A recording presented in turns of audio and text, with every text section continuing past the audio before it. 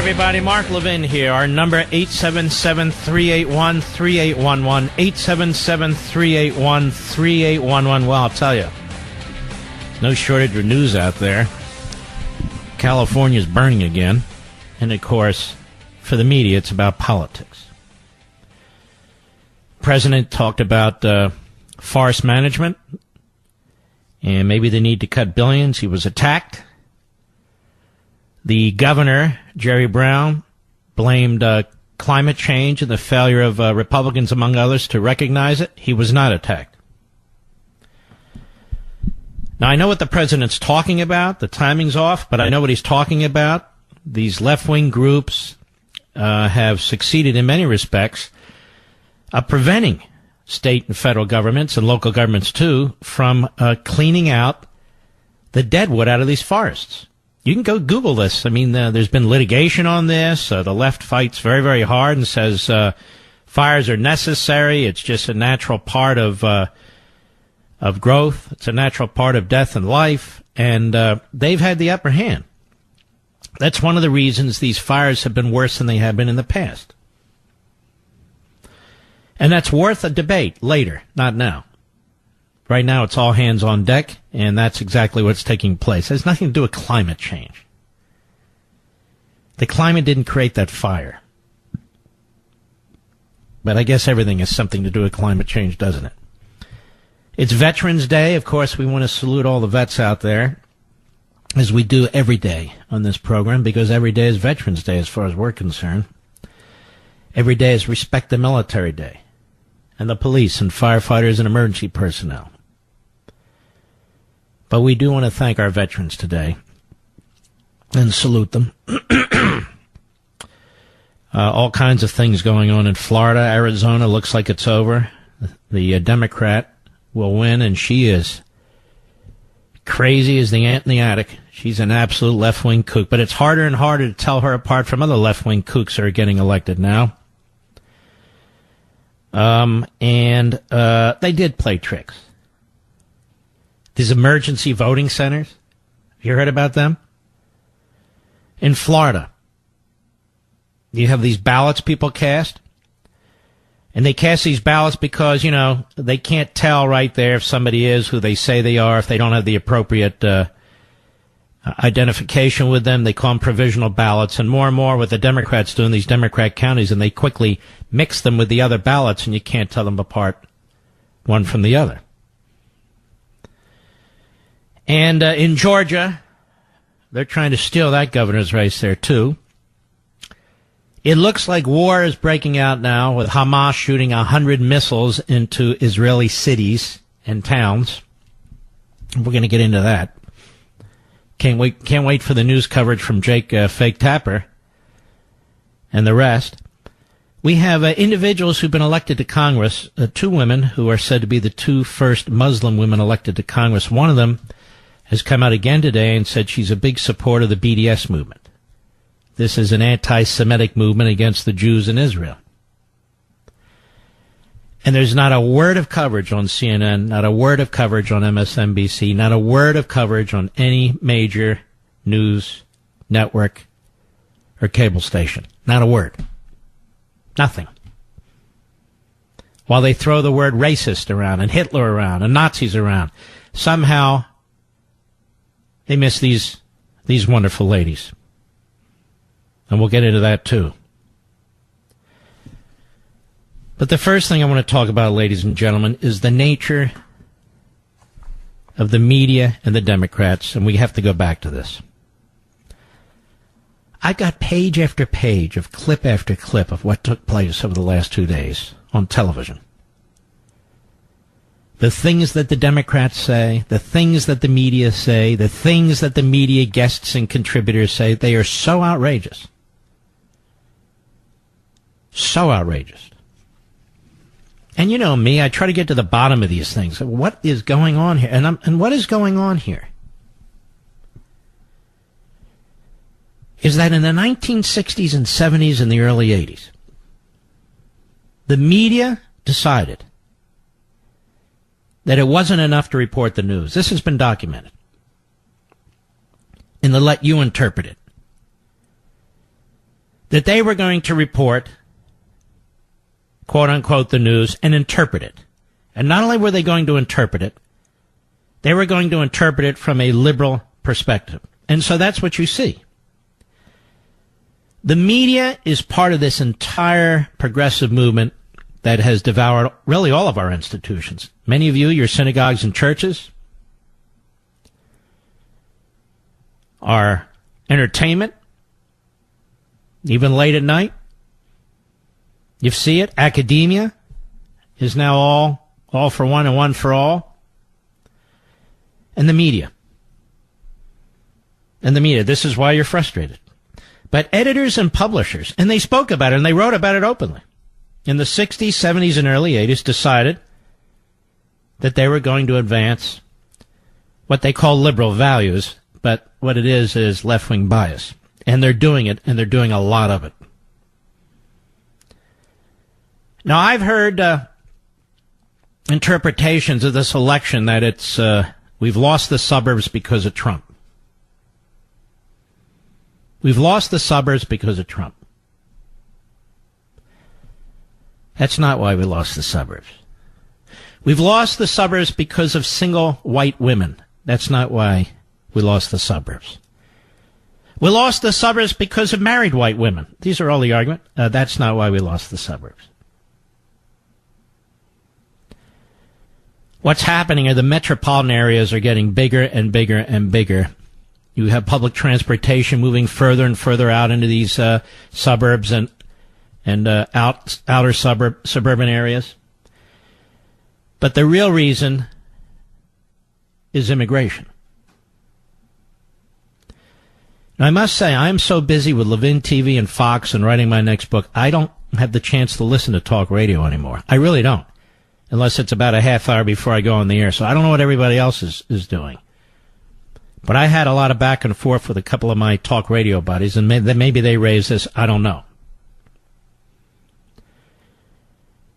But in that back and forth, we discussed, and I raised as well, I live in a state, Virginia.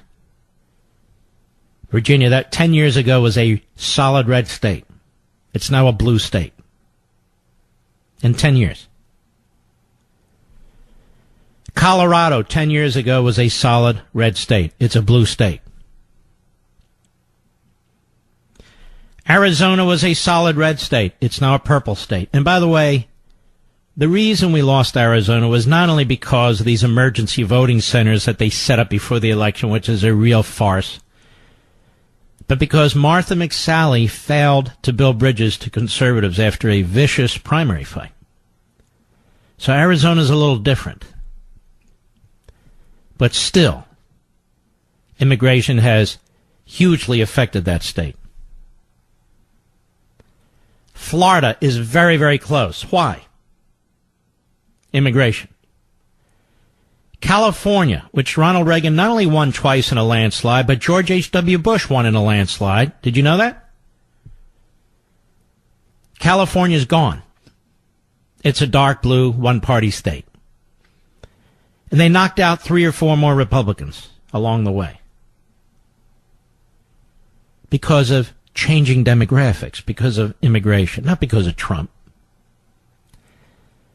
Not because of women in the suburbs or anything of the kind. And it's interesting that almost none of the media analysis, quote unquote, in the big media mentions immigration. And yet that's what's doing it. And people have written about this over the years. They've talked about what's coming, and it's come. And here it is. Many of you are old enough to remember. Some of you are not.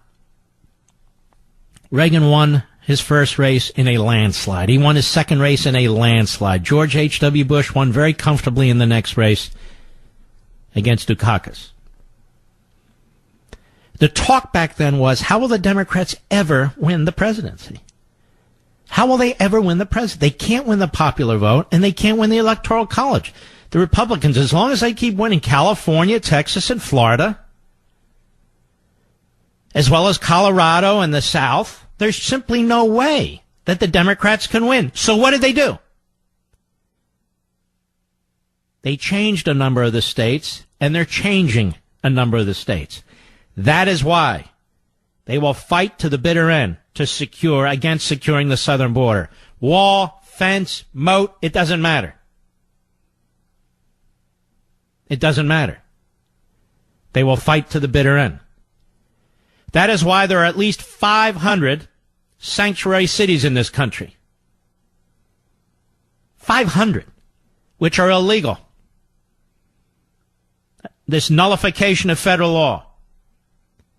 That is why, when Obama was president, they stuffed the courts. They packed the courts with the most radical Democrats they possibly could. At the district court and circuit levels, in particular, because they knew that's where most of these cases would be heard. And that's where most of the cases involving immigration are heard.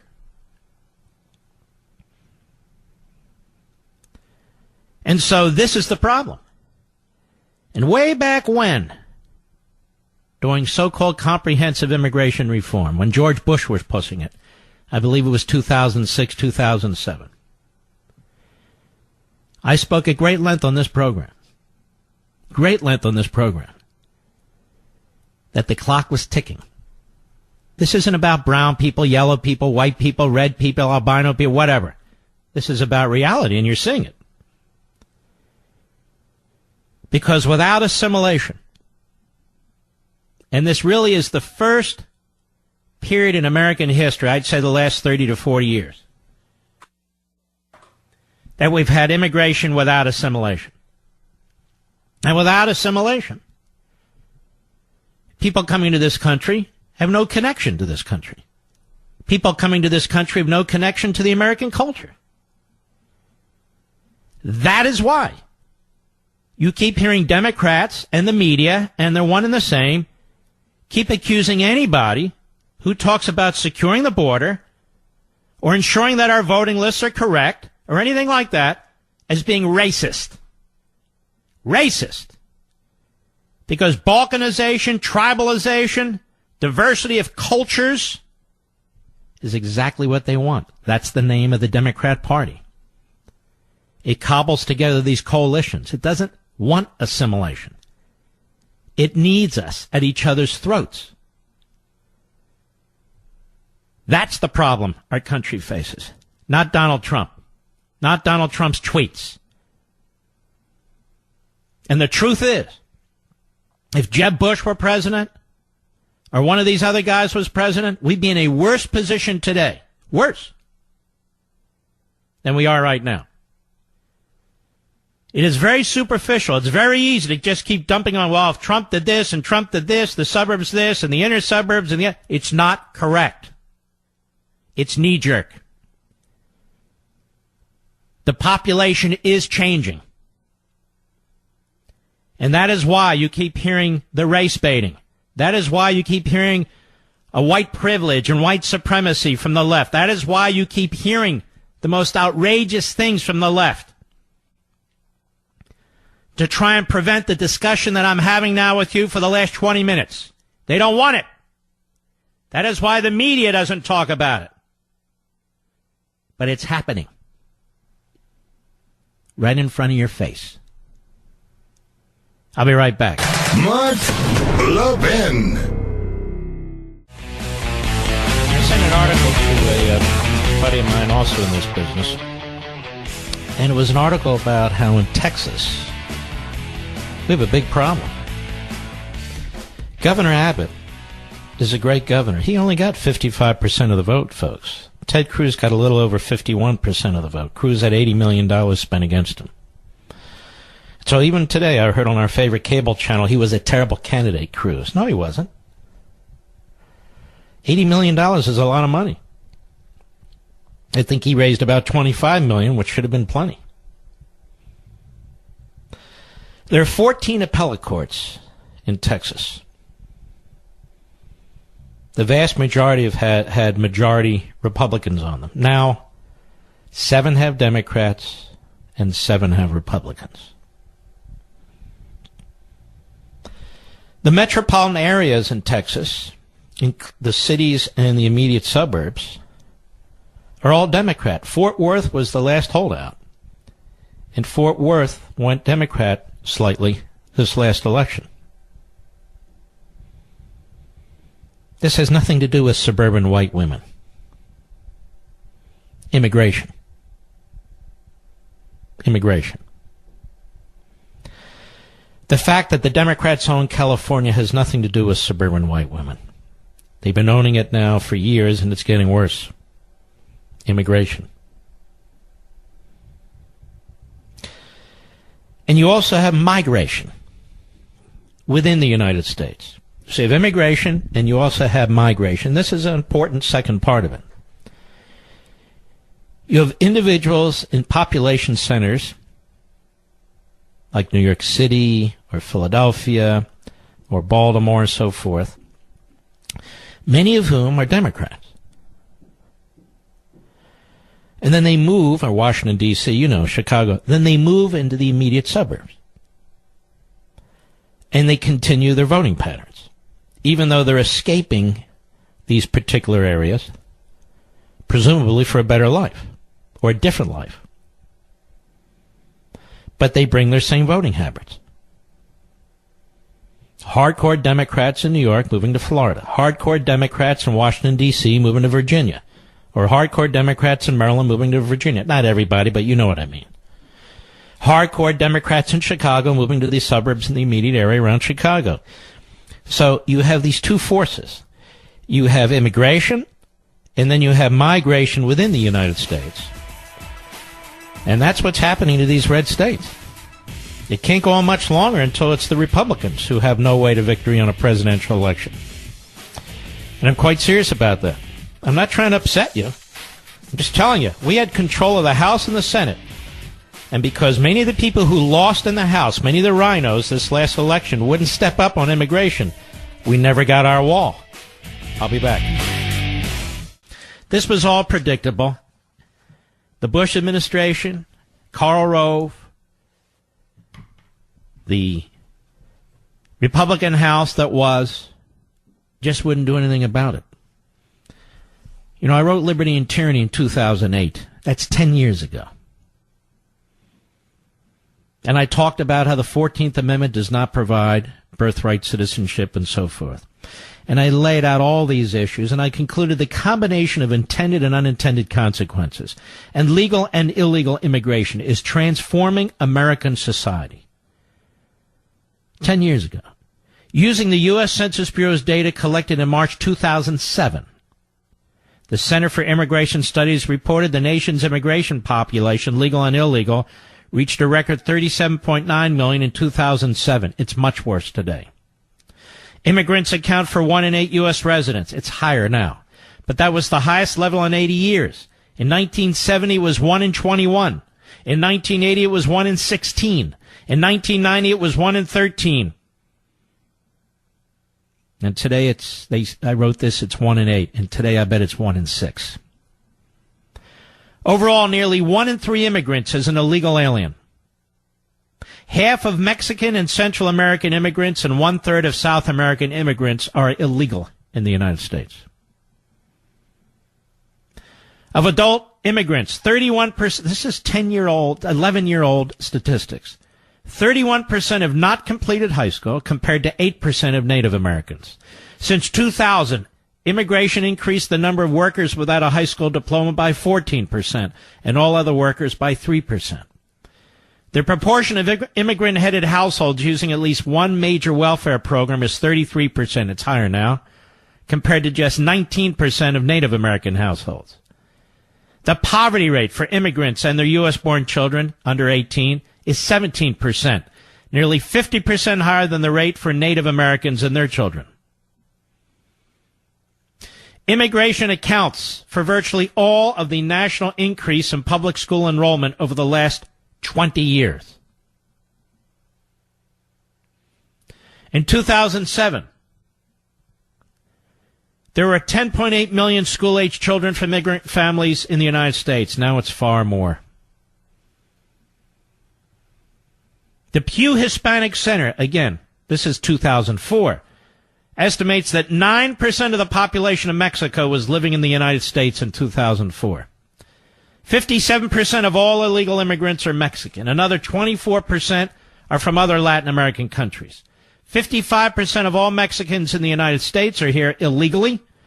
By 2050, Hispanics will be between 29% and 32% of the nation's population.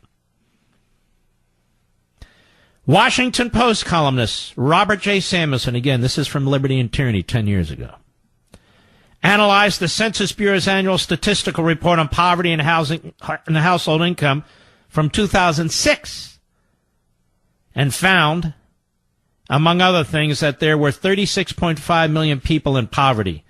I'm quoting him. That's the figure that translates into 12.3% poverty rate. In 1990, the population was smaller, and there were 33.6 million people in poverty, a rate of 13.5%. The increase from 1990 to 2009 was 2.9 million people. That is, Hispanics, he writes, accounted for the entire gain of the increase in poverty in the United States. He's talking about immigration. Now, if you were to go through these statistics that Robert Samuelson, a columnist for the Washington Post, went through back then today on any of these cable channels, that is CNN, MSNBC, you would be accused of being a white supremacist or a racist. Samuelson explained that from 1990 to 2006, the number of poor Hispanics increased 3.2 million, from 6 million to 9.2 million. Meanwhile, the number of non-Hispanic whites in poverty fell from 16.6 million in 1990 to 16 million in 2006. Among blacks, there was a decline from 9.8 million in 1990 to 9 million in 2006. White and black poverty have risen somewhat since 2000, but it is down over the longer periods. He said only an act of willful denial can separate immigration and poverty. It's incredible. This is all in the book. It goes on much further. Rather than Americanize aliens and use public and private institutions to inculcate them with the virtues of American culture, language, mores, history, traditions, and customs, the status is cultivating a cultural relativism in which the cultures from which the aliens fled are given equal accord with the American culture. You saw them do that a couple months ago with Trump. But all cultures are not equal, as evidenced in part by the alien fleeing his own country for the American culture, and the American citizen staying put. It is normal and healthy for ethnic groups to celebrate their diverse heritage, Columbus Day, St. Patrick's Day, etc., and they have since the nation's founding. Most large cities have a Chinatown, a Little Italy, a Germantown. In many of these ethnic neighborhoods, the old language is still spoken, especially among the older generations. But neither the heritage nor home language of the individual has ever competed with the American culture for dominance. The history of immigration in the United States up to now has been the history of assimilation. George Washington in his farewell address, 1796. Am I boring everybody? You want me just to attack Trump and white women? Quote, citizens, either by birth or choice, of a common country, that country has the right to concentrate your affections. The name of American, which belongs to you in your national capacity, must always exalt the just pride of patriotism more than any appellation derived from local discriminations. Assimilation. Assimilation. For more than 2 centuries, individuals with diverse backgrounds have come together to form a national melting pot, an harmonious society sustained by allegiance to the country and its founding principles. But today's open-ended mass migration, coupled with the destructive influences of biculturalism, multiculturalism, bilingualism, multilingualism, dual citizenship, and affirmative action, have combined to form the building blocks of a different kind of society, where aliens are taught to hold tightly to their former cultures and languages. Balkanization grows, antagonism and conflict are aroused, and victimhood is claimed at perceived slights. If a nation does not show and teach respect for its own identity, principles, and institutions, that corrosive attitude is conveyed to the rest of the world, including newly arriving aliens. And if this is unchecked, the nation will ultimately cease to exist. Dr. Samuel Huntington, the late Dr. Samuel Huntington, served as chairman of Harvard's Government Department and its Academy for International Area Studies. He wrote, "The persistent inflow of Hispanic immigrants threatens to divide the United States into two peoples, two cultures, and two languages. The United States ignores this challenge at its peril." It's because of the lack of assimilation, not because these folks are Hispanic, by the way. He argued that Mexican immigration differs from past immigration and most other contemporary immigration due to a combination of 6 factors: scale, illegality, regional concentration in the Southwest, contiguity, persistence, and historical presence. The consequences, he believed, are stark. Demographically, socially, and culturally, this is him. The reconquista, that is, the reconquest of the Southwest United States by Mexican immigrants, is well underway. Can you imagine a man from Harvard writing this today? He wrote this in 2006. Can you imagine? It'd be beating on his door and writing things on his driveway. Besides, how can an alien participate fully in American society if he does not share the language that binds citizen to citizen? How can he acquire better skills, pursue higher learning, or interact effectively in the marketplace if he doesn't speak English? How can he assess the benefit of entering into contracts or other legal arrangements if he cannot understand the terms and conditions to which he commits himself? And most important, how can the alien comprehend the nation's founding principles and pledge allegiance to them if he cannot be sure of their intended consequences and meaning? And yet, we have the Democrat Party and these various ethnic front groups, don't we? Yes, we do. And they do not want unity, these political forces, because unity undermines their power. And apparently unity undermines CNN and MSNBC. And so they engage in practice on these networks that are intended to proscribe debate. As I wrote 10 years ago, those who dissent from his immigration policies, that is, of the statists, are often characterized as exclusionists, nativists, xenophobes, or even racists. The neo-statist offers no alternative to the status quo and condemns the conservative for not going along. He not only accommodates balkanization, this is most of your Republican friends, but panders to it. But the good citizen contributes to the social cohesion of the civil society for his own benefit and the benefit of that society, and he expects his government to do the same. The conservative believes that to the extent immigration can be applied to that purpose, it's desirable. When it does not, it is destructive of those ends. And unless we address this, and it looks like it's not possible given who controls the House now, and apparently wasn't possible when the Republicans controlled the House because about 40 or 50 of them had absolutely no interest in securing the border. Many of them lost their races this time around. It's going to become increasingly difficult to win the presidency. Now, the never-Trumpers and the more, and the never-Trumpers who claim now not to be never-Trumpers, they'll never admit this. It's got to be Trump. He's turning people off. It's got to be Trump. He's turning people off. Has it ever occurred to them that he may actually be speaking the truth many times? Like on this issue? Whereas other Republicans don't have the guts to do so? So this has had the biggest influence on the midterm elections. This has had the biggest influence on the nature of this society.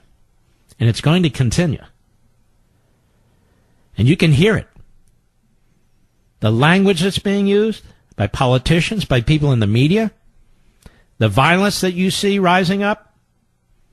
The nation is divided, very badly divided. And it's only going to get worse. I'll be right back. Mark Levin. Nationalism. I've discussed this probably more than anybody. I've written about it more than anybody. The alternative to me is Americanism. And the reason, in part, is because of the confusion about what nationalism means. The founders of this country and the framers of the Constitution were very concerned about and skeptical of nationalism. They created a national government, but they insisted on federalism, limiting the power of the national government. When you say things like nationalism, you're saying things that progressives said at the turn of the last century. I've told you before. Theodore Roosevelt gave this big speech that was hugely popular back then called the New Nationalism. And you're also sounding like neocons. Well, what do you mean by that, Mark? I actually went back to the beginning of Liberty and Tyranny because I had recollected writing this. And here's what I wrote. Columnists William Crystal and David Brooks, Brooks now, of course, with the New York Times, and Crystal with himself, promote something called national greatness conservatism. National greatness conservatism. That's what they said. They co-authored an opinion piece in which they exclaimed that it does not despise government. How could it? This is them. How can Americans love their nation if they hate its government? But the way to restore faith in our government is to slash its flabbiness while making it more effective, unquote. So Bill Kristol, a never-Trumper dead-ender, and David Brooks, whatever he is, they first coined the phrase national greatness conservatism. And I rejected it. I said the conservative does not despise government, he despises tyranny. This is precisely why the conservative reveres the Constitution and insists on adherence to it. An effective government that operates outside its constitutional limits is a dangerous government. So, we constitutional conservatives are not nationalists. We don't embrace nationalism, we embrace Americanism. That is, our founding principles, as stated best and concisely in the Declaration, and our Constitution. That's why I call us constitutional conservatives. And my book, Rediscovering Americanism and the Tyranny of Progressivism, lays it all out. I'm not hawking the book. By the way, I have something to mention next hour. I hope you'll stay with me, particularly at the top of the hour, involving the New York Times. Yes, the Holocaust-denying New York Times. I think you're going to want to hear it. We've got a hell of a lot more to cover, too. I'll be right back. Hello, everybody. Mark Levin here. Our number, 877-381-3811, 877-381-3811. I'm going to tell you how difficult it is if you're a conservative writer, a conservative author, book writer or author, how difficult it is to succeed. Because they don't mostly succeed. Now, I just want you to listen to this. Just stick with me a little while. My father writes and illustrates a book about our police. There's nothing controversial in this book. It's not a propaganda piece. It's just a beautifully illustrated and written book for children that is supportive of police, and it talks about what police do and their different responsibilities. Police in helicopters, police on boats, police on motorcycles, police on horseback, the different things they do and so forth. No politics in this whatsoever. None. So the first attack on this book is that there's not enough minorities in it. I go, what? There's a minority on the cover. A woman who could be Hispanic or African American or Middle Eastern, for that matter. Who thinks of this? And of course there are, but apparently not enough for the left. Then number two, Barnes & Noble informs the publisher that there are 500 copies in their books. They've since increased it to 2,000. But that's because I said, all right, I'm never doing another book signing at Barnes & Noble. Oh, Mr. Levin, oh, Mr. Levin. So I really had to do that? Seriously, folks? And now here's the icing on the cake. Our police sold thousands of copies. So I said to the publisher, because my father's not here to defend himself, my father's not here to inquire, so I'm doing it. And I said to the publisher, well then, where is it on the New York Times list? Well, it's not on the New York Times list. I said, what? How many children's books sold more? None, or at least not many. Well, why isn't it on the New York Times list? Because most of the sales were on Amazon. Well, most of the sales were on Amazon because Barnes & Noble only took 500 books. And I said, you know why this book is being treated the way it's being treated, ladies and gentlemen? Because of the title. Our Police. I'm glad my dad doesn't have to see this, because I know it would upset him. It upsets me, quite frankly. The difference is I'm big enough and have a big enough audience and write about issues that are compelling. So I can overcome these things. But this is a children's book. And the vast majority of you are not children. This is how the system works. This is how the system tries to smother anybody who has a different point of view. If this had been a book called, rather than Our Police, The Police, and if it was loaded with nuanced insinuations about the police and so forth and so on, it would be called groundbreaking. It would get all kinds of attention. It would be on Sunday morning on CBS. It would be all over the place.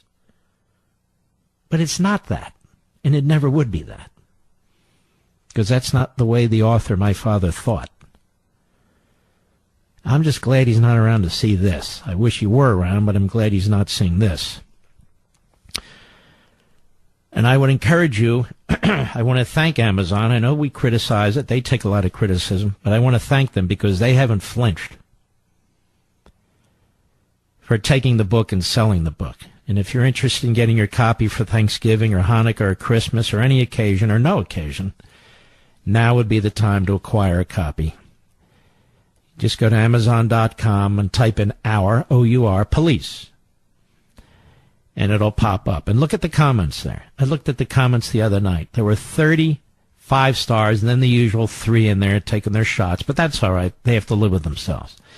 But people who actually purchased it really liked it and have enjoyed the bright drawings and illustrations that are in there and so forth. So for those of you who are interested, I would encourage you to go ahead and get it. It won't be in many bookstores, apparently, but it will be on Amazon. I've talked about this before, pseudo-events. And we got a lot to talk about. I want to talk about CNN thinking of suing the White House. I can't wait to get into that one. Whitaker somehow, he threatens the Constitution, which is nonsense. The absolute clown show this weekend of these will-be chairmen and chairwomen of these committees. What a bunch of radical throwback flamethrowers. And I hope they do most of what they say they're going to do, because it'll turn off a whole lot of people, and it'll anger you. I mean, they think the Kavanaugh hearings angered you? Just imagine all these other hearings in the media, how that's going to anger you for the presidential election. You watch. These are not smart people. They walk in the doors all the time, politically and otherwise.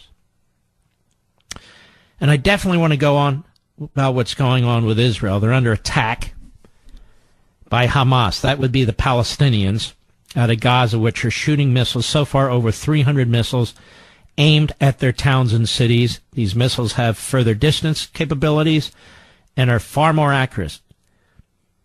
And I can't wait to see how the American media covers this, too. And we'll get there in a minute. But we talked about, you and I, this book. I do a hell of a lot of reading, as you know, called The Image by Daniel J. Bornstein. He's dead, but he was the director of the Library of Congress for a period of time. Bornstein, B-O-O-R-S-T-I-N. The book is The Image, The Guide to Pseudo-Events in America. And I want you to think about this. The more you see and hear Jim Acosta and Don Lemon and Fake Tapper, the more you see the conga line of phony anchors and contributors on CNN and MSNBC I want you to think about this. But think about Acosta at that presidential press conference. And Borston wrote, a pseudo-event is a happening that possesses the following characteristics. Let's see if this matches up. In other words, you're creating an event. You're creating news. It's not actual news. And that's what Acosta did.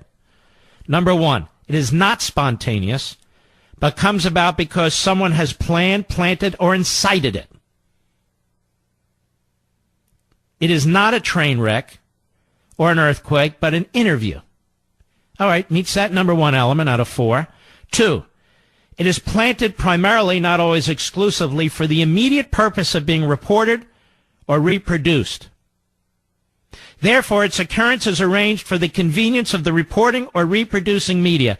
What a better place for Acosta to do what he's doing than in front of the media, in front of the president, in front of the cameras, and in front of the scribes. So it clearly meets element number two for a pseudo-event. Number three, its relation to the underlying reality of the situation is ambiguous. Its interest arises largely from this very ambiguity. Concerning a pseudo-event, the question, what does it mean, has a new dimension. While the news interest in a train wreck is in what happened and in the real consequences, the interest in an interview is always, in a sense, in whether it really happened and in what might have been the motives. You see? Mr. President, why did you keep calling that an invasion? It's not an invasion, sir. It's not an invasion. Are you trying to divide the country? Do you think that has race consequences? It's a caravan, sir. It's a caravan. So clearly, what Acosta did met the third element of a pseudo-event. Number four, usually it is intended to be a self-fulfilling prophecy. The hotel's 30th anniversary celebration, say, by saying that the hotel is a distinguished institution, actually makes it a distinguished institution. Okay. A self-fulfilling prophecy. This man's not acting presidential. Well, that was a self-fulfilling prophecy based on your own conduct in front of the man and how you attacked the president and the way you attacked the president, wouldn't give up the microphone, which didn't even belong to you. So in this case, clearly, and in many others, and this book, I'm trying to get the copyright date on here, was written in 1961 and put out by the University of Chicago Press, a serious publisher, university publisher. Daniel Borston, a very serious and intelligent man, the book is The Image, perfectly describes Acosta and perfectly describes much of the media today. He said, in the last half century, a larger and larger proportion of our experience, of what we read and see and hear, has come to consist of pseudo-events. We expect more of them, and we are given more of them. They flood our consciousness. Their multiplication has gone on in the United States at a faster rate than anywhere else. Even the rate of increase is increasing every day. This is true of the world of education, of consumption, and of personal relations. It is especially true of the world of public affairs. Got it? Much of the media today, and he's right, is about pseudo-events. They write about pseudo-events. That Trump is a Hitler. That Trump is a racist. There's white supremacy going on. Yeah. There's this going on, that going on. Pseudo-events. They're lies. They're not true. And they meet those four elements. Stephen Colbert meets those four elements. Many of them do. Very, very important. I'll be right back. Now, let me give you some examples of pseudo-events. Acosta was a pseudo-event. He created a news story. Because in and of itself, it's not news. I hear my friend Andrew Napolitano constantly saying that there is a very strong argument that the appointment of Matt Whitaker as the acting Attorney General is unconstitutional. He's dead wrong. He keeps misreading the statute. But I don't say that to try and embarrass him or humiliate him. But when he says those things, especially in Fox, it's used by the left. And that same idea pushes out there, as you can see from Chuck Schumer on CNN yesterday. Cut one, go. The appointment of Mr. Whitaker should concern every American, Democrat, Republican, liberal, conservative, who believes in rule of law and justice. He's already prejudged the Mueller situation. If he stays there, he will create a constitutional crisis by inhibiting Mueller or firing Mueller. Even so, Congress has to act. Well, let's stop. So you can hear his incoherence. He's trying to figure out the case to make. Ladies and gentlemen, the Attorney General was forced out and replaced with another person, legally and constitutionally, under the Vacancies Act. It's not a big deal. There's no constitutional crisis. None. But again, I want the justices of the Supreme Court who listen to this program to hear how Mr. Mueller's talked about and treated by the left and by the media. They do not view him as some minor apparatchik in some federal department, as some inferior employee. So important is his role, according to them, so significant, so powerful, that he needs to be protected. The president cannot fire him, and he can't even appoint an acting attorney general to whom he'll report. So he's not some inferior employee. Again, my friend Andrew Napolitano was pointing to the 1988 decision in Morrison versus Olson to dismiss the Appointments Clause. Now he embraces the Appointments Clause, but he's got it backwards, and so do the leftists. The Appointments Clause is relevant for Mueller because he's clearly a principal officer. He's not some minor, inferior officer like an assistant U.S. attorney. Just listen to what they're saying. But in the case of the acting attorney general, he's filling a temporary position. You don't nominate people to the Senate for temporary positions. Can you name one? No, they can't name one because it's not done. And so now this is a constitutional crisis. It creates a constitutional crisis. No, it doesn't. And they're very upset, you see, because Mr. Whitaker has voiced opinions, especially in one op-ed and an appearance on CNN, and they weren't necessarily his own. He was making alternative arguments that somebody could make, he said, that therefore he's disqualified because we need somebody like Eric Holder, you see, or somebody like Loretta Lynch. Now, I don't know how much more Republicans and serious people in the media, of which there are fewer and fewer, are going to take of lectures about ethics and objectivity from Chuck Schumer, who's the snakiest, sleaziest snake in the grass. Then there's Nancy Stretch Pelosi. Faced the nation yesterday, and they never face tough questions. Ever. Listen to Margaret Brennan, by the way. Listen to her question. She's supposed to be a reporter. Cut 3, go. Do you think under Whitaker that the integrity of this investigation is in peril? Now, what kind of question is that? Again, they ask a question, then go up with their voice and put a question mark after it. So that's a question, right? No, it's not a question. It's a statement. It's a softball. Go ahead. I do. First of all, I think that he should recuse himself for any review of the investigation because the statements he has made already in the public domain. He's not a judge, ladies and gentlemen. He's a political appointee. If he'd been a judge, maybe he should recuse himself. You know, much like Ruth Bader Ginsburg, who makes all these political comments, including during an election, they never ask her to recuse herself from anything, do they? But she should.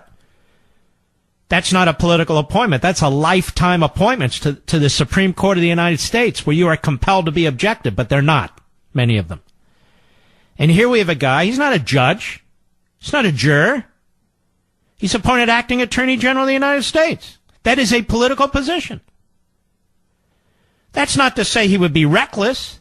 That's not to say he would interfere, but that's by nature a political position. Again, ask Eric Holder and ask Loretta Lynch. Go ahead. The fact that this investigation should not... You don't have confidence in him as America's top enforcement officer? No, I don't, and I don't test... Boy, these are really tough questions over there at Deface the Nation. Very, very tough questions. Go ahead.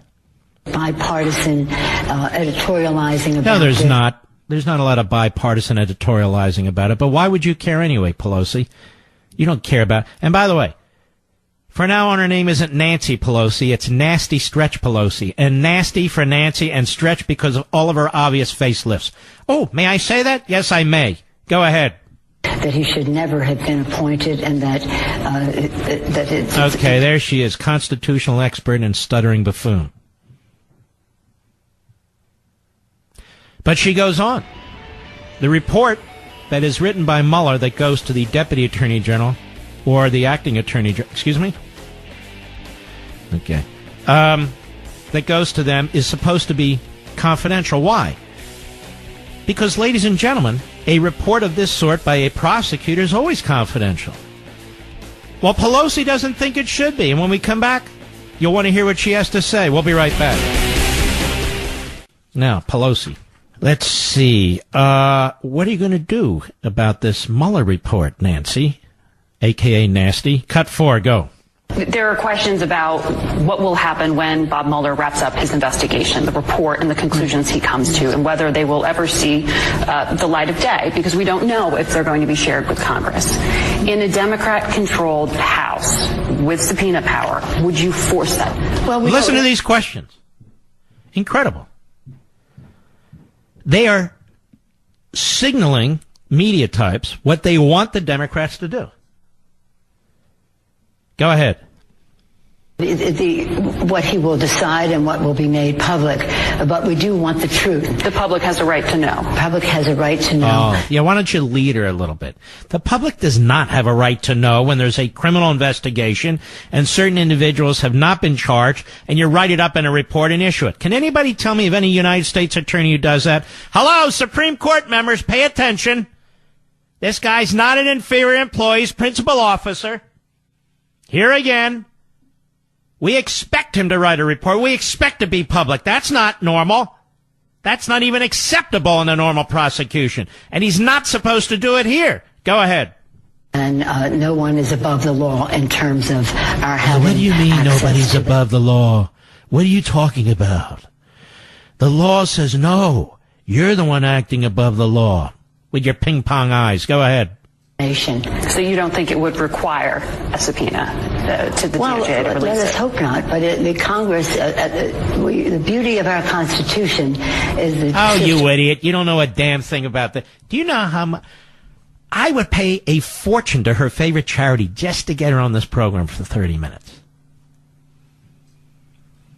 No, but she'll only do shows like Deface the Nation or what? Meet the Depressed. Or This Week with the Little Dummy. You know, that's all they'll do. They won't come on this show. Then we have Jerry Nadler on ABC's This Week. He would have been a great prosecutor in the Soviet Union. Another leading question from Stephanopoulos, the Democrat Clintonoid. Cut 5, go. The president just announced that Matt Whitaker will be the acting attorney general. Do you believe that appointment was legal? Wow, what a question, Georgie. Do you believe that appointment was legal? Gee. Now, keep in mind, they pick the guests they want.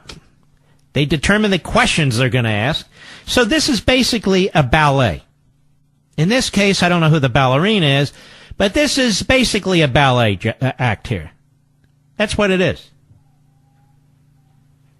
And these are the fan dancers running across the front of the stage. So let me ask you something, Nadler.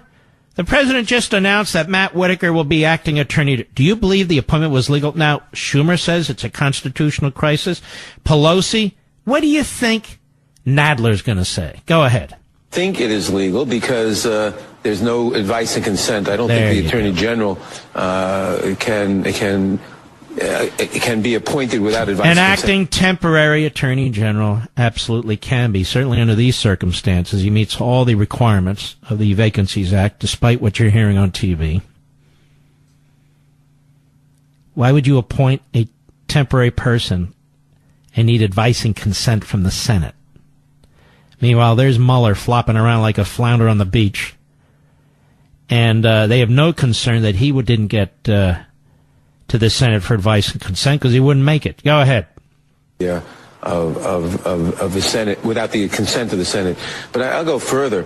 His appointment is simply part of an attack on the investigation by Robert Mueller, the special counsel. Now, they've been saying about Florida, there's no proof, there's no evidence of fraud. Tell me, what is your evidence of that, sir? There is none. None whatsoever. None. So drop that guy. We're done with him. But there's none. And what they'll try and do is destroy this guy. All the talk about him destroying Mueller, it is they who will try and destroy him. Now, as we swing back to our press, who was asking these tremendous questions, weren't they? Is it legal? Do you agree with that? Will you subpoena them? Wow. Did you enjoy lunch? That press. They're very angry with the president at CNN, the constipated news network. Very angry. And they claim that they have a First Amendment free press right to have their man Acosta in that press room. Did you see what I posted over the weekend? Short and sweet. Well, why haven't they brought suit yet, CNN? They may well, and hope they get an Obama judge, because that changes everything. But let me tell you what their problem is. It's multifold. The government, that is the President of the United States and the Trump administration, is not preventing Acosta from reporting in any respect. He can report on anything he wants. They're preventing him from coming into the press room and asking a question. The vast majority of reporters in the press room are not asked to provide a question. They're not called on. Mr. Acosta has no constitutional right to be called on whatsoever. Moreover, he needs to be in that room. He can watch it on TV like the rest of us. So he loses absolutely nothing. He has the right to report. He has the right to report on what takes place in that press room. But he doesn't have a constitutional right to be called on to ask a question. He does not have a constitutional right to be called on to ask the question. What about all the others? And moreover, the others he's interrupting. That's number one. So he does not have a constitutional right to be in that press room or a constitutional right to ask a question. The president calls on the various reporters. Number two, when it comes to the Constitution, there are two other CNN reporters in the room. So it's not as if CNN isn't represented in the room. Now, I would argue they don't have to be. But the fact is they are. There's two other CNN reporters in the room. So CNN is not affected by this in any significant way. Number three, you do not have a constitutional right to disrupt the press conference. If you want to be a rabble-rouser, then chain yourself to the White House fence and be a rabble-rouser and have some guts and get arrested over it. But, of course, Acosta has no guts. Number four, rather than promoting free speech and freedom of the press, Mr. Acosta, because of his tactics, he and his tactics are undermining free speech and freedom of the press. He's getting between us and the president so that people are not learning about events. He's having a debate over whether it's an invasion or a caravan. And he's asking questions that are obviously intended to create what we talked about the first hour, pseudo-events. He's creating pseudo-events. He's the news. He does not have the constitutional right to be the news or to create pseudo-events. So it's a very weak case. Very weak case. But that didn't stop, people talking about how he is destroying the First Amendment and freedom of the speech. Now, when I was on Hannity a week or two ago, I explained this. I'll do it very briefly, so Fake Tapper can even comprehend it. And Allison Camerata and Don Lemon, all together, they're in the negative IQ category, even in the accurate. This president, unlike John Adams, has not sought to imprison any journalists. That would be shocking. This president, unlike Abraham Lincoln, has not sought to imprison any journalists. Both of them did. This president, unlike Woodrow Wilson, is not out to imprison any journalists. Woodrow Wilson did. This president, unlike Franklin Delano Roosevelt, hasn't created an intelligence operation that is intended to keep track of the media so that he can then put political pressure on various elements in the media. All he gets is a printout, I assume, once, twice, 3 times a day of news clips and news reports. Moreover, this president, unlike FDR, did not use one of his Democrat hacks, sort of a modern-day Nadler, running a Senate committee that subpoenaed 1,000 subpoenas to news organizations, to Western Union, other telegraph organizations, for the purpose of punishing publishers and broadcasters, not so much reporters, but publishers and broadcasting companies that didn't go along with his agenda, the New Deal. Did you know this? Oh, it's true. It's true. All he did is say, you know what, Acosta? You're disrupting the press conference. You've done it enough. You don't get 4 questions. The microphone doesn't belong to you. You don't get the slap at an intern. That's what he did. He kind of pushed her, slapped her, whatever you want to call it, on the arm. You don't get to disrupt my presidential press conference. You have no constitutional right to do that. So I jerk your press pass. So this president, when it comes to the media, and the media that have the hate for him, has actually responded in a very civil way. He fights them by challenging them openly, whereas they have barrels and barrels of ink and balloons full of hot air on TV. He uses Twitter. Big deal.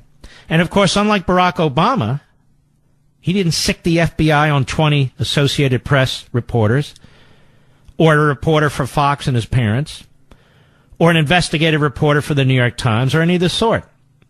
Barack Obama unleashed more investigations involving the media than all his predecessors combined.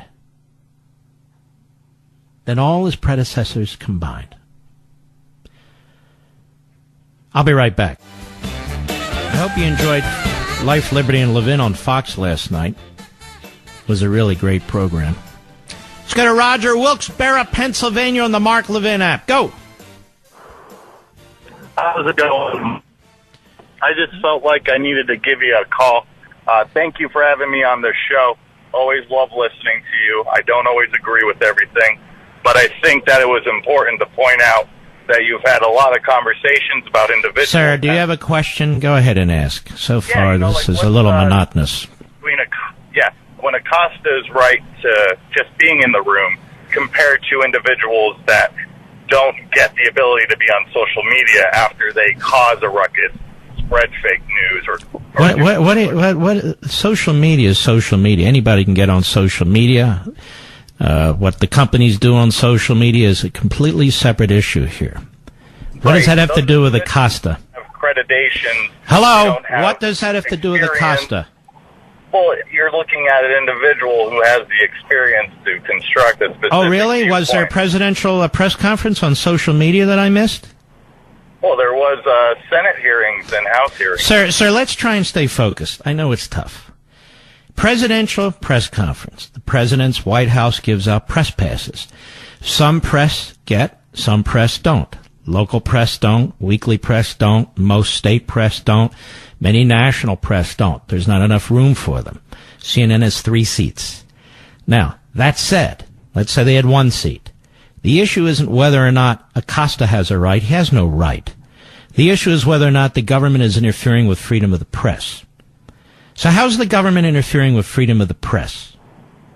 Well, specifically, we allow individuals like InfoWars a press pass. Get off the air, you idiot. You don't even pay attention to anything. InfoWars and social media have to do with any of this. Nothing. Zero. So the guy has an agenda, calls the program, makes an ass out of himself. I was expecting somebody who was going to defend you. Jim Acosta has every right to be on. No, he doesn't. He has every right to ask tough questions if he's there. He does. But he has no right to be there per se, and he certainly has no right to disrupt a presidential press conference. That's not freedom of the press. And think of yourself as a Supreme Court justice. This case comes to you. If you rule that Jim Acosta has a constitutional right to be in that press room, then every single reporter who's not in that press room, every single outlet that's not in that press room, presumably has the same right. And imagine the conduct that will take place in these press conferences. So a president won't hold press conferences anymore. The Supreme Court cannot affirmatively compel a president to hold a press conference. So this is all counterintuitive. It undermines the First Amendment and freedom of the press. When you have a rabble-rouser, a provocateur, even a saboteur, if you will, who's sent into the press conference by CNN suits, by Jeff Zucker, for the purpose of disrupting the press conference, for the purpose of creating a pseudo-event, well, you don't have the constitutional right to do that. CNN is a corporation. It is owned by Time Warner. That corporation has a right to own a news outlet, but it doesn't have a right through that news outlet to disrupt a presidential press conference.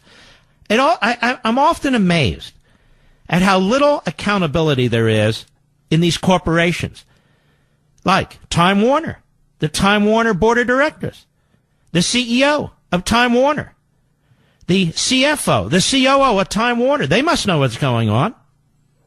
They must like what's going on. It's like Comcast. They must know what MSNBC is doing. They must know what a fool Andrea Mitchell is, what a fraud she is, and so many others over there at MSNBC. They know, but they must like it. So when people say corporations are in the back pocket of Republicans, I don't see that in the least. Here's Floyd Abrams, a First Amendment lawyer. He is the father of Dan Abrams. Cut 12, go. Does CNN have grounds to sue over this?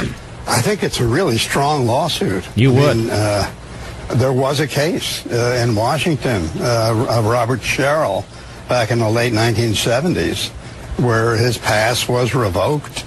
He went to court, and the Court of Appeals for the District of Columbia said before that happens, you have to first have notice, you have to have a chance to respond, and you have to have a written opinion by the White House as to what it's doing and why. Well, I don't know anything about that decision, but it's irrelevant.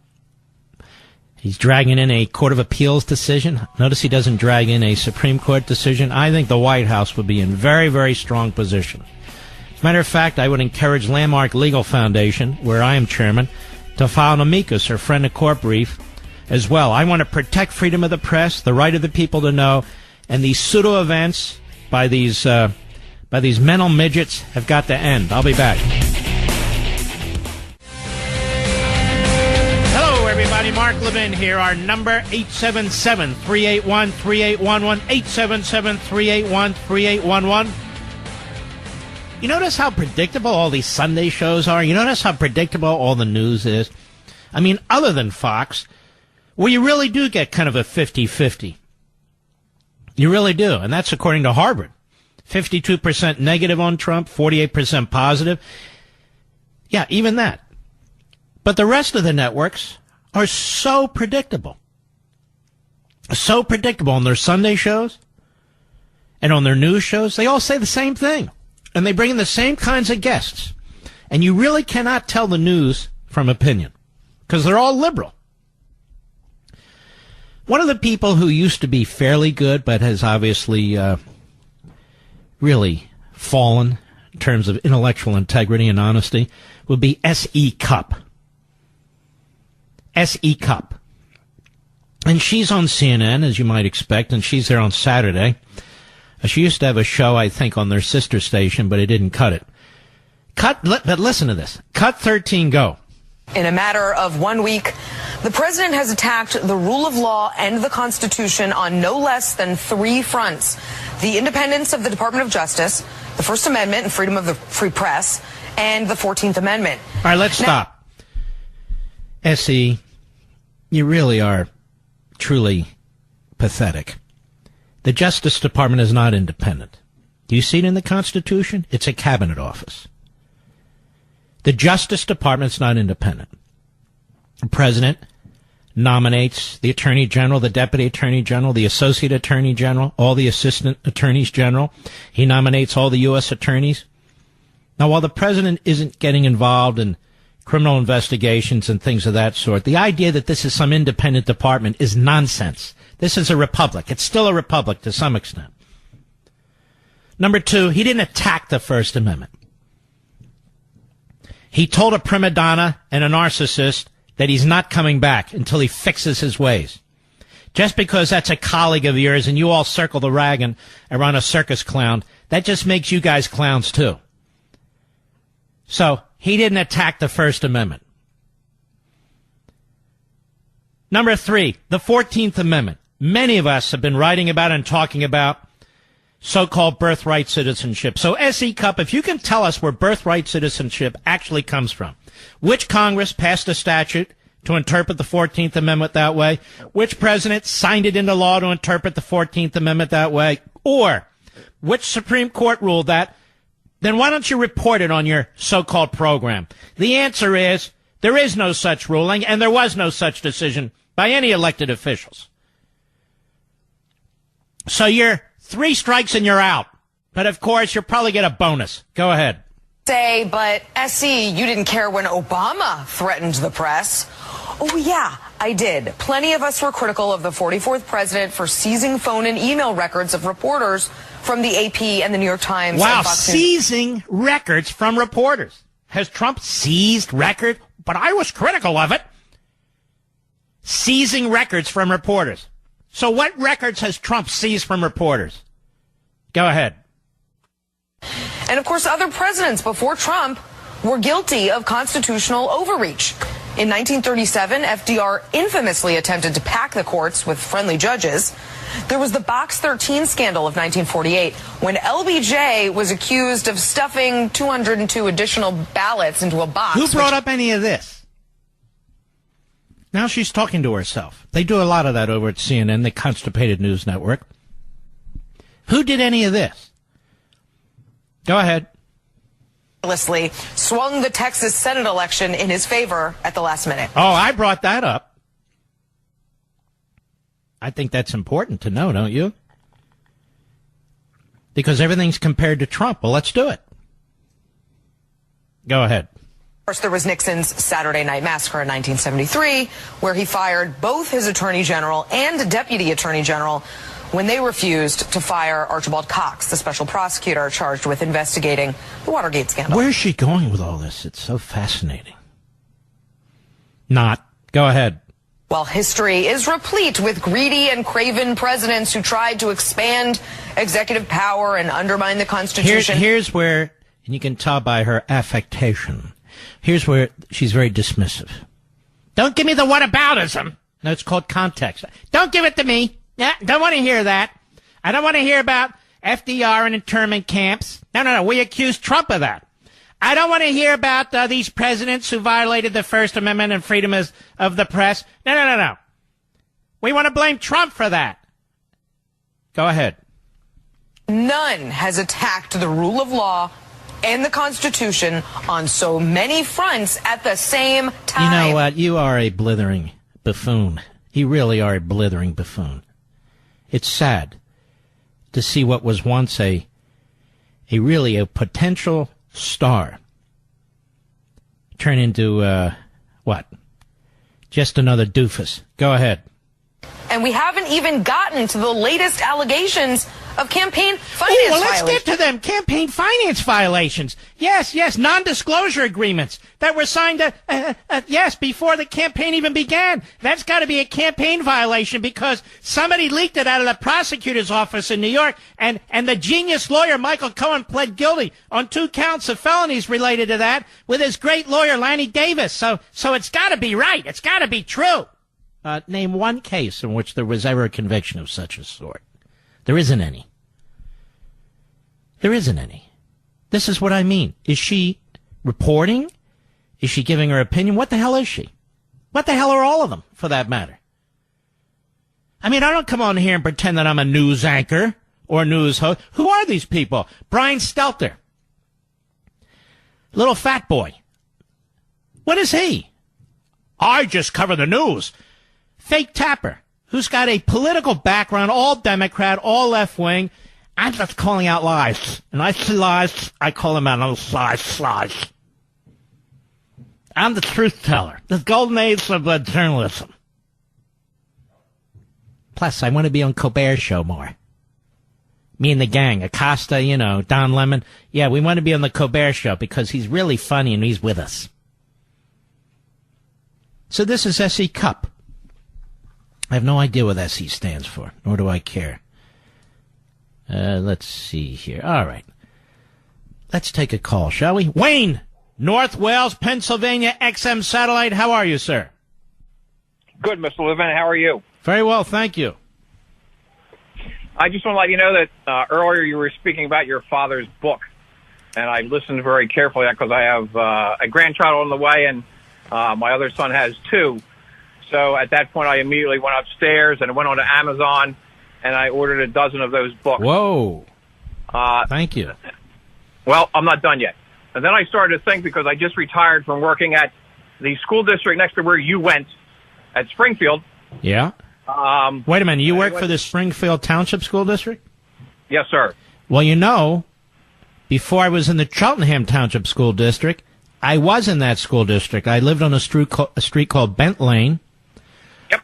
And my parents had their nursery school, and we'll be right back with you, America, and their little day camp on what was then Paper Mill Road. Yep. Yeah, right near the high school. Yeah, I ran the transportation department for 36 years. Wow. Wonderful. So after ordering my first dozen books, I decided that because this is Veterans Day, my father passed 8 years ago on Veterans Day. Oh, boy. And in memory of your father, I purchased another dozen books, of which I will be taking some down to the Cheltenham School District to donate to them in your father's name. Oh, man, you're great. And then I'm going to take some to Springfield. Hold on, don't go broke now. I worked in the public school system, and I'm on their pension program, Mark. I am not going to go broke, trust me. All right. You're a very honest guy. I like you. So I'll donate them in your father's name. So I will see my superintendent, Dr. Hacker at Springfield, and I will give them to her to donate them to Springfield.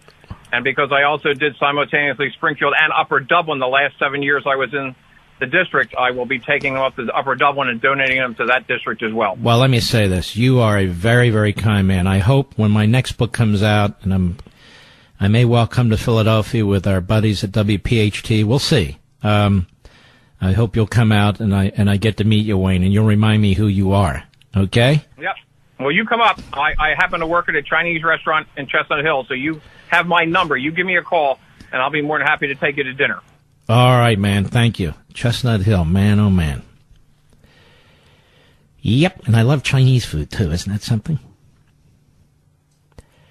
Let's go to Keith, Boulder, Colorado, XM Satellite. Go right ahead. Yes, sir. Mr. Levin, thank you so much for educating us out here in the real world. Colorado, baby. Much. Yeah. Although you're in Boulder, that's a tough neighborhood. Well, I'm working here. I'll be back to Virginia here pretty soon. But listen, I did see the interview with or the press conference with Acosta. Sickening. I was in the Marine Corps. I worked on Marine One during Clinton. I didn't vote for him, but you respect the office, and I'm not seeing that a lot today. President Trump is in there, and he gets opposition from every front, and it just makes me sick to see Acosta behave like he did, and people think that that's acceptable. I mean, just completely disrespectful to our president. He's not a newsman. He's an actor. And if you want to be an actor, then you'll be an actor. Yeah. I don't think he should be allowed in. I don't want to see that. I want to hear the press. I want to see what the president has to say. And I just wish more people would stand up to that. I'm with you. And by the way, thank you for your service on this Veterans Day. And we thank everybody. And we appreciate our veterans every day on this program. And I say so at the end of virtually every program. Keith, thank you, buddy. And you're exactly right. We'll be right back. So that's a little bit over the top. I think you'd agree. And yet that candidate won.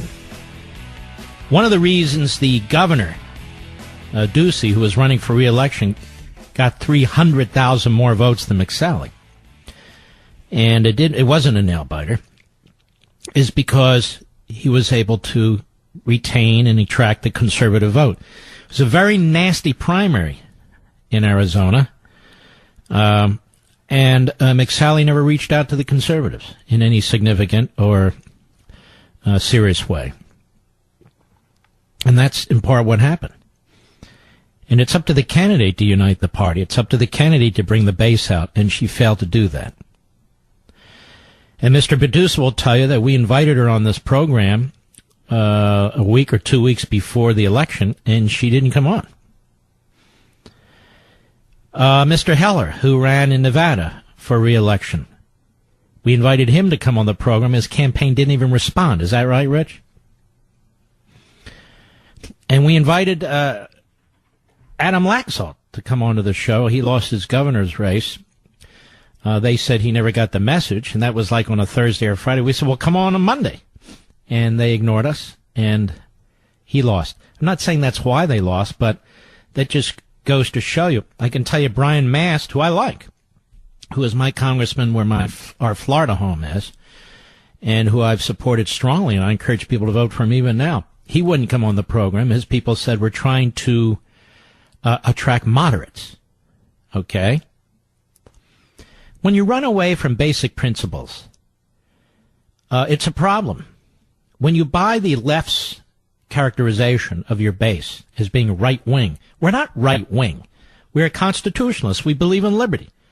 We believe in private property rights. We have faith. We believe in family. When you do things like that, you hurt yourself. You do. Now and in the future. So it doesn't bother me. I mean, I'm here. I'm going to be here. But it bothers me that now this woman who got elected in Arizona will be part of the Schumer team. And she's part of the left-wing hack crowd. And it's amazing that somebody like that can get elected. That just shows you how weak McSally was. Now, they keep talking about Trump this, Trump that, Trump this. Well, McSally blew that race. In addition to this other stuff that was going on, which contributed to it, which I said. Do you ever notice the state of the liberal media and wonder how it got where it is today? I'll be right back. The Palestinian terrorists, known as Hamas on the Gaza Strip, have launched over 300 missiles into Israel, attacking its cities and towns along the way. The Israeli military is moving in tanks and troops. The Israeli military, as reported by the Times of Israel, deployed additional troops and tanks to the Gaza Strip, following the largest barrage of rockets and mortar shells fired at Israel from the coastal enclave in a single day. This is why this two-state solution for Israel would be a final solution. The Gaza Strip was the test, ladies and gentlemen. They actually have 3 states now. They've got the Gaza Strip. They've got part of Jordan, part of Jerusalem. Now they want another state. Why? To fire more missiles? Who the hell would create a country like this? Another state. The Army was reportedly given a green light from policymakers to pummel terror groups in the Strip if they continued with the barrages, as the terror organizations in the Strip vowed to do.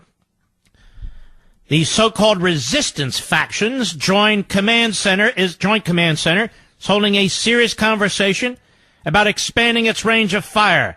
Ashkelon is just the beginning. Approximately 1 million Zionists will be this is the terrorist speaking, within the range of our missiles if the Zionist enemy's decision is to continue its aggression. So Israel's attacked, you see, and it's the Jews who are aggressive.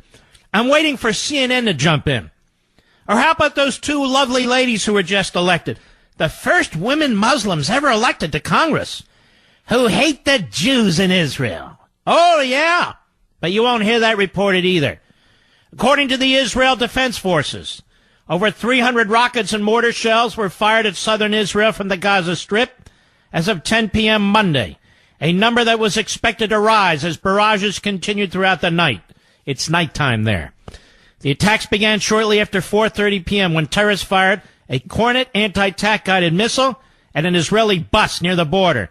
seriously injuring an IDF soldier who was on board at the time. Dozens of other soldiers had basically just gotten off the bus.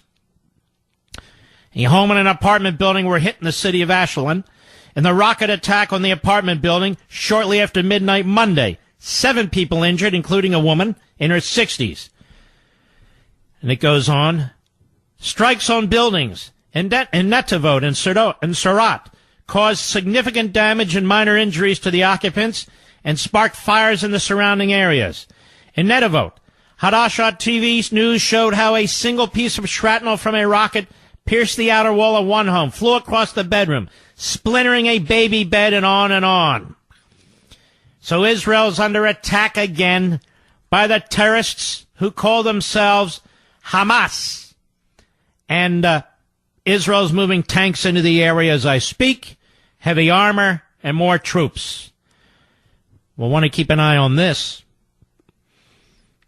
We'll want to keep an eye on this. And, of course, the American media, as they sit, you watch how they get prepared. They get prepared to attack Israel. And then they'll accuse the president. You know, Mr. President, maybe it's your tone that caused the man who hates you and the Jews to go into the synagogue. You watch these people. They're despicable. The last time this happened, I had just gotten off a plane from Israel. And the terrorists, Hamas, the Palestinian terrorists in the Gaza Strip, attacked Israel then. And I told you, back then it was a PR play. And our media attacked Israel. Our media attacked Israel.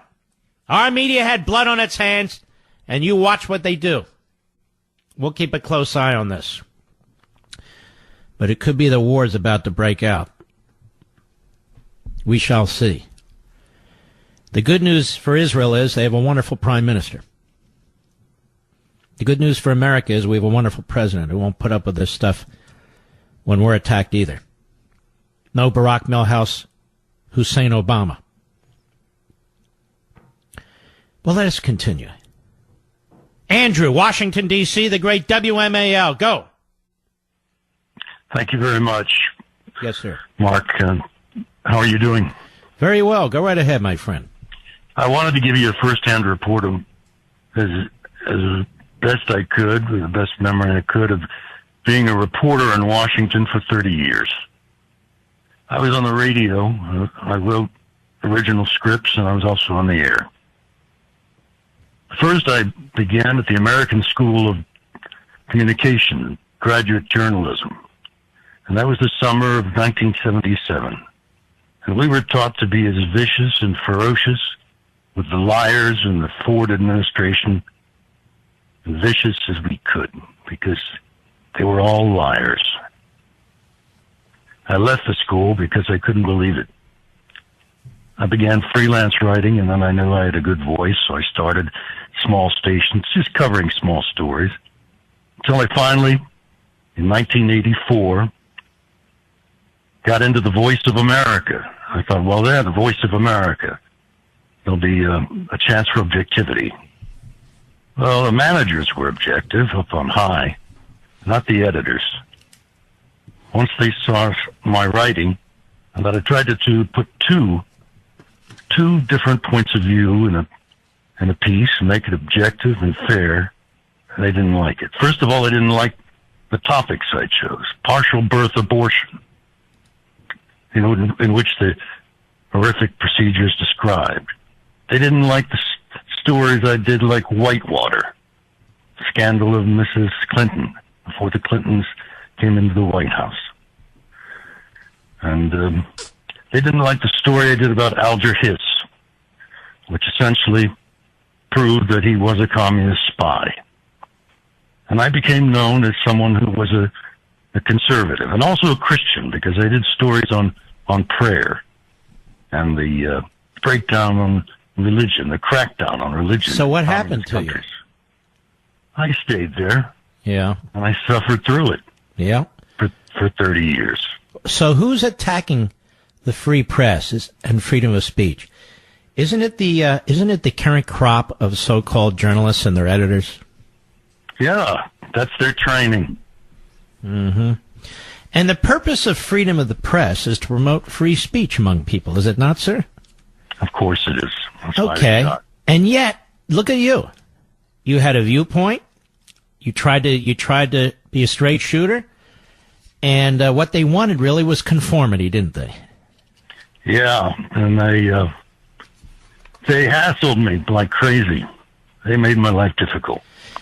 We can think of many pro-Obama and anti-Trump so-called anchors and journalists at CNN and MSNBC. Can you think of one who would be considered even closely favorable to Trump or anti-Obama? I can't think of one. No. They're all sheep, or else they're in the back of the White House press briefing room. I don't know. No, I can't. All right, my friend. I appreciate your call very much. I want to tell you about X-Chair. My producer Rich was such a fan of my X-Chair, and you can see my X-Chair. I think it's still up on Facebook. We finally decided that it was time to get him his own X-Chair, and he loves his X-Chair. Mr. Producer and I are different heights. He's short and I'm tall. Right, Mr. Producer? I'm not that tall. I'm 6 feet and you're not. That's all. Yet you're thinner than I am. There's no question. Yet how the X-Chair conforms to each of us to provide the same unbelievable level of support and comfort is really quite remarkable. Mr. Producer is physically feeling the difference. Less pain, more energy. He's always been focused and productive, but even more. You need to feel the X-Chair difference for yourself, and I'm quite serious about this. I've talked to you about my L5 and all the rest.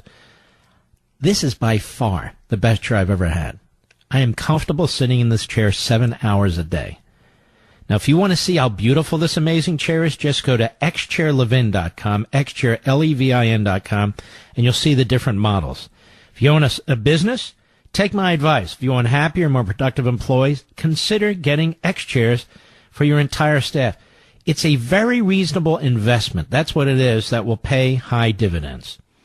X-Chair is on sale now for $100 off. Again, a perfect gift. Go to xchairlevin.com. That's xchairlevin.com, or call 1-844-4-XChair. 1-844-4-XChair. X-Chair comes with a 30-day, no questions asked guarantee of complete satisfaction. So no risk. Go to xchairlevin.com or call 1-844-4-XChair. Now you go to xchairlevin.com, use code Levin Footrest if you call them too. Levin Footrest, and you'll get a free footrest. So again, xchairlevin.com or 844-4-XChair. Let us go to who is on line 2 there in Chicago, Illinois.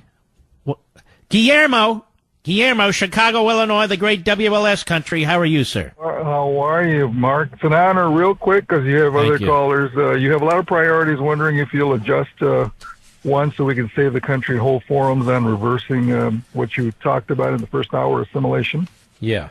And because you're a busy man. But now you can do it through video conferencing, whole forums, discussions, debates all across the country on how to do that and call to action, so to speak. So that was my question. I'll hang up and... well, it's not a question. You're saying that... Or a suggestion, right? Your suggestion is that we should push assimilation through all forms of new media. Well, not only that, as you know, we have got to start with the education, the academia early on in grade school if we have to, and along with the other, also the media. And I don't disagree, but we're going to need some Spanish-speaking Mark Levins out there, I think. Well, we can find them.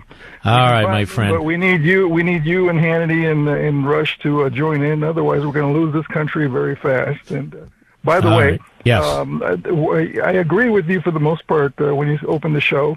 Right. But there was one thing that hurry. I can't think of it, but I'll just leave it at that. There's one little other aspects besides the assimilation issue on why. All right, my friend. If you think about it, give us a call tomorrow. I'll be right back. Mark Levin. Well, we had a great Life, Liberty, and Levin. Do we have time to play the first clip, Mr. Producer? Let's go for it. Listen to this. Go. I want to get back to this issue of these hearings where they're going to be pushing out all these subpoenas. I believe in congressional oversight strongly. The FBI, the Department of Justice, the intelligence agencies, our tax money goes into these places. These are institutions that are authorized by Congress. They're funded by Congress. You have federal employees involved in activity. It's nothing to do with somebody's tax returns. Right. It's nothing to do with a private enterprise that's worth billions and billions of dollars, where members of Congress sit there and say, I'm going to pretend I'm an IRS agent, and I'm going to dig into this stuff, and I'm going to spew it out there, and I'm going to give it to my friends at CNN and MSNBC. I'm going to sabotage this administration. I'm going to drag it down. Former federal prosecutor.